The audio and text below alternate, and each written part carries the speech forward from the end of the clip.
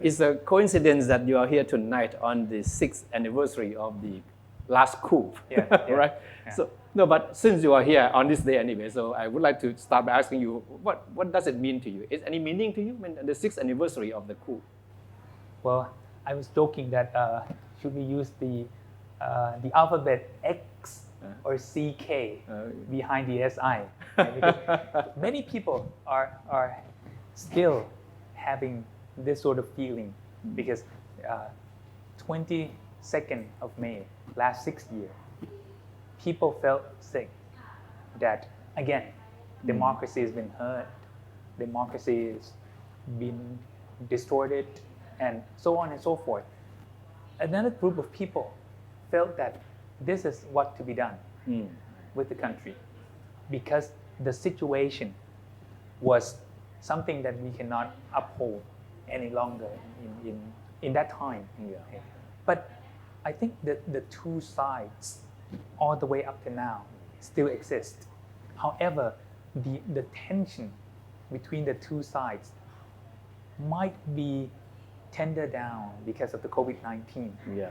Had it not been because of the COVID-19, I would think that today there might be another demonstration, if not more than that. Because you see, a little bit prior to the outbreak, the highly outbreak of COVID-19, that several days, there were tensions coming out from the verdict of the Constitutional Court dissolving the Future Forward Party.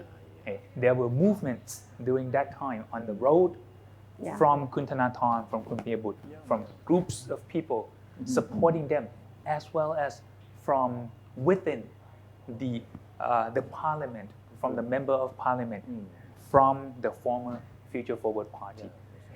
So then, had it been another week or two, who knows how the situation would be elevated. It might have been a small demonstration. It might have been flash mob.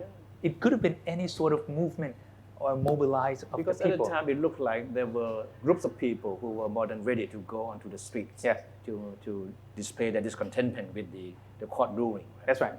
And see, because it's May, we had some time ago, also in May, that we call May tragedy.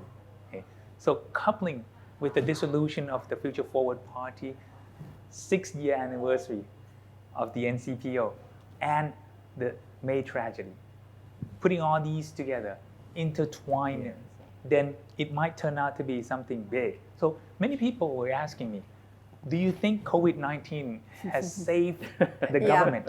Blessing in disguise. So I said that blessing in disguise. That's right. So I was saying that it's sad and it's bad to think that way because you see many people have died and the economy around the world has been hurt very badly. We saw many people being on the road begging for food.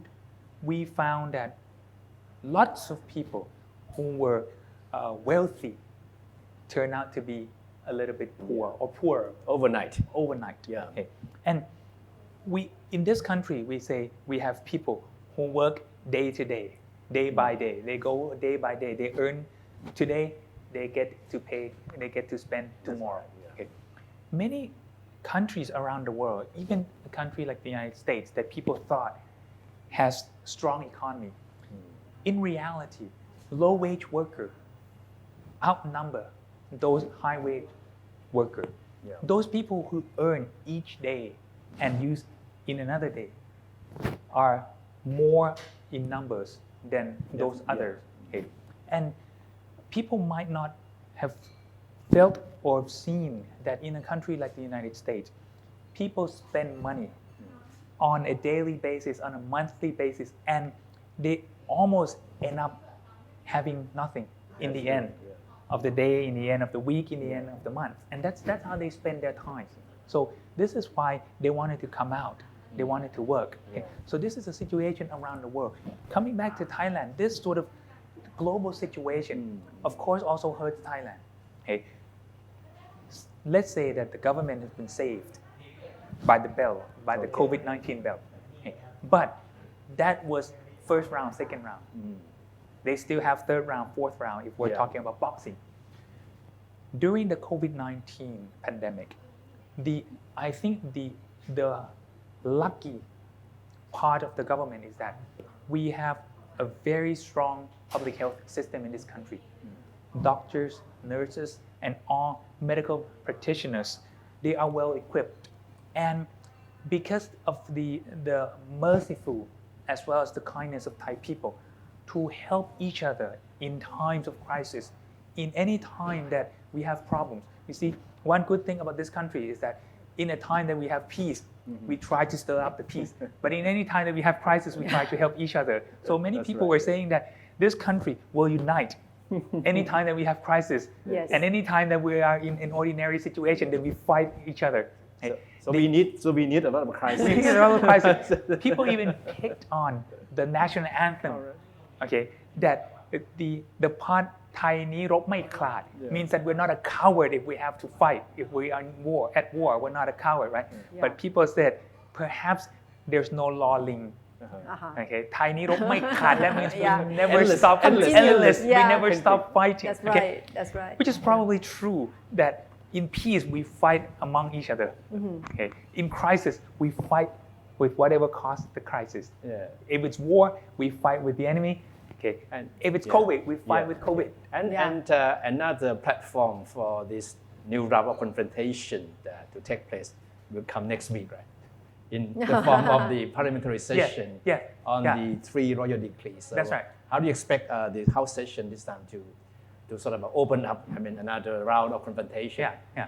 Thank you for saying that, because I was thinking that at this 6-year anniversary, talking about, let's say, public health, there's been no reform to public health. And why we need reform? Because the strength of public health system is already here. Okay? The government is very lucky. Okay? But look at other parts of the country. Okay? For example, we were discussing about political reforms. Next week, as you mentioned, we will see whether or not there has been from the 22nd of May last 6 years all the way to now, whether or not there has been any political reform. Okay. The day prior to 22nd of May, what happened in Parliament, and how they quarrel, how they argue in Parliament, you will see next week.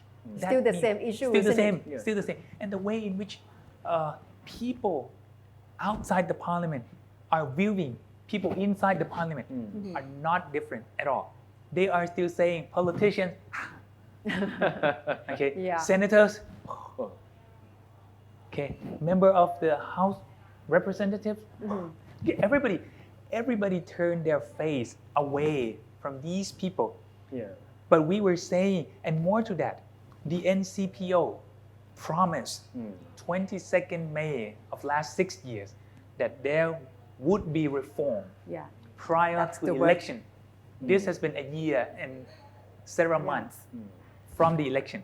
What sort of reform that we see? We don't see anything. But any hope do you expect to see from the parliament resuming sessions, or things would be the same? In terms of content, what do you expect to see? Opposition comes, scrutinize the government. Will it come out having fruitful outcome or productive outcome? I don't think so. And I was even thinking that if the opposition will be hitting on a wrong target, for example, if the opposition tries to attack the emergency declaration, the emergency announcement, I'm sure they will. They will. I'm sure they will. That's right. Under the royal ordinance on emergency situation, this emergency situation has been declared due to crisis, due to pandemic, due to outbreak of the COVID-19. And yes, there were many measures that might have tightened living situations of people, and that tightness might cause lots of people to sit back home, not relax. Of course, a group, maybe few, sit back and relax. Okay, sending line, sending Facebook, sending Instagram that That's right, we are national hero just by staying home.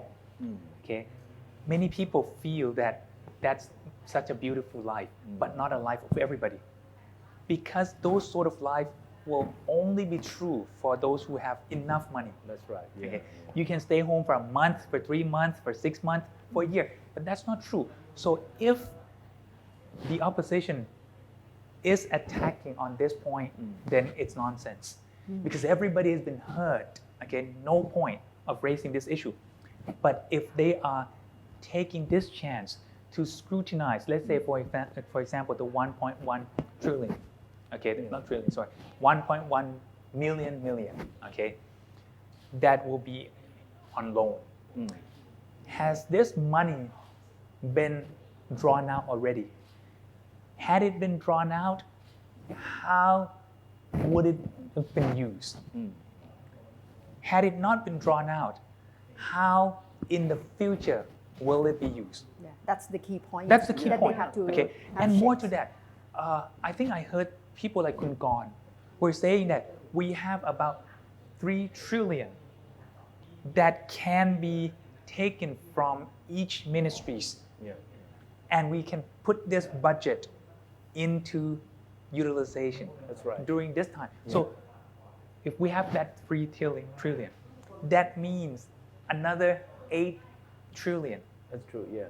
Should this be needed? Maybe not. So why do we need this loan, this big loan? Who's going to pay it? Many people were asking me that in this loan, what if 10% has been taken away? 1 trillion. Wow, that's trillion. a lot. Yeah. 100,000 people can share 1 trillion into 1 million each. Yeah. But if this is shared among 100, or this is shared among tens, how much will they gain? So if the opposition is attacking on this point, then that will work. And that will help the country. Because, you see, we were talking about many other institutions around the country. People were asking me, and I was asking some expert, so what happened to Thai Airways? Some expert told me that there's the only reason why Thai Airways has today corruption. There's no other reason, no other main reason that Thai Airways has today. Corruption is the only one reason. Yeah. So if that is so, 1.1 million, what will happen to this? And during this time, has there been any reform? We have many groups of reformers, but what happened? Around the country, people are asking for reform. Yeah. But I think the only strong institution that we see so far around is the public health institution. Just that. But why have we seen this? Because the pandemic. Has there not been the COVID-19 outbreak, then we wouldn't have seen this. Yeah. So in reality, has there been anything that is a hope to the country as a whole? Education, what will happen to education? People are thinking that, see, our kids are going to university, but the scores for those kids going to university had been calculated wrongly for 3 times, for 5 times, for 10 times. And there were missing of the school students going to university, almost 100 not being able to go to university. So what happened to education reform? And how the face of education will be after COVID. Some schools said, okay, you go to school for 2 days, then you sit back home for 3 days. Do they have the equipment? That's another tough challenge. right. Has the government planned well for those who are in need for the equipment? Of course, those kids, okay, those say it like ordinary kids, rich kids, fine. Okay, ordinary kids, they might be able to have television. Okay, they might have them, but how else? So I think all these problems have never been killed, have never been dealt with by the government. So I think if the government is not focusing on this and explain, especially why all these royal ordinance are needed, if they can tell that there's an emergency situation and therefore these royal ordinance are needed, then fine, they have their explanations. everybody will buy into this because it's a time in which we have to help each other. Okay, so the attack by the opposition, whatever it be, if it's too political, then it wouldn't work. Okay? They have to make it things that will bring betterment to the country, especially out of this COVID situation. So judging from what you just said, I mean, it looks like the parliamentary session next week will be more of the same, like a more political showmanship. Yes, right? yes. So, but what about the other aspects of the political situation that the government might be facing? As we mentioned earlier, that prior to the pandemic, right? Yes. There was a lot of tension in the aftermath of the dissolution of the Future Forward Party. People were eager to go out on the streets and to protest. So that kind of atmosphere, do you think it will return again in the aftermath of when things begin to die down as far as the pandemic is concerned? I think the new Future Forward, okay, I think they call themselves the Progressive Party and ก้าวไกล Progressive movement and the Progressive Movement and some ก้าวไกล Party Forward Forward Party. Forward Yeah, Party, Forward yeah, Party. Forward Party. If they choose to follow the same footsteps of the Future Forward Party, I think their movement will not be strong. But if they choose to take a new way, especially being able to scrutinize and point out what happened during the COVID-19, what has been missing. I talked to many economists. They said, had it been better planned, the country did not have to be held back this much. There were many parts of the country that can still stay on, not being closed down. For example, department stores. If all the shopping center, only the supermarket were able to open, why not the restaurants that you can order home? Okay, why not the clothing store? Why not all the store, but you screen? Okay, people who will be in the store, not all the customers, but only those who have to maintain the shops and make everything online. Why do you have to close down everything? The economy is not walking. Okay? In all the business that they can make sanitary measures and they can keep people away from each other, okay? Why not letting those walk? And why not finding some solutions to this and plan them well? Okay, yes, in the first 2 weeks, that's fine, that everything was locked down. So they were saying that this is a problem. So if the new Future Forward make this point and tell if they were the government, what would they be doing? And in the future, what will they do as parliamentarians in order to help ease this tension and bring development to the situation? So you see that they really have to focus on COVID-19, not to bring out those same old issue of military spending, reforming military.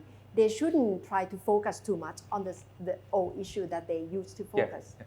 Well, we are talking about new normal, which I personally don't think that we will have new normal. We probably have that for a little while, and then in the end, we will come back to the old normal.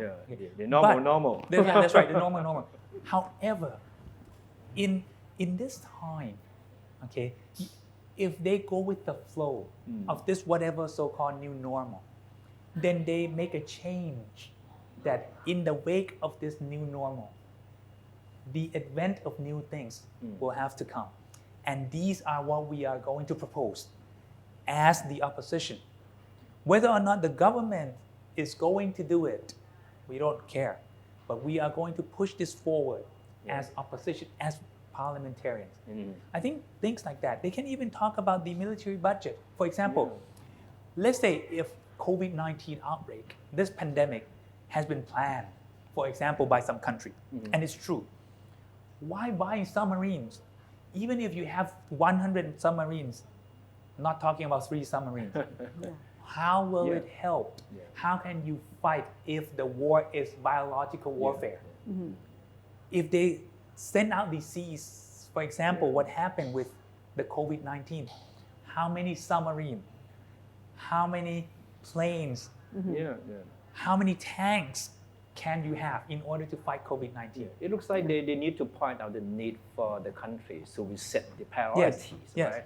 The so-called the 20-year strategy may need to be reviewed. That's right. To take into account the realities that has been brought to us by the pandemic, right? Yes, that's right. And I think, well, of course, the COVID-19, the coronavirus is very bad for the whole world. However, it's good in a sense, in a bad sense, let's say, for the government, because the government has been saved for several months. It's also good for the opposition in a way that if they are able to ride on this wave of the COVID-19, then they will be on top of the wave instead of being just at the surface of the sea. Okay, and this will take them above the government because throughout this time, I've not seen the plan of government in dealing with other things than COVID. Okay, many people were saying that, see, COVID-19, coronavirus, if you find expert, you find the right person, and you put those right person into the right job, they will be doing their job, and their job will be a success in the future, down the road. They will be able to ease off these problems, and they will be able to tell you, okay, this is what you were supposed to do. Then you follow them and focus on something else that they will not be able to do for you. For example, education.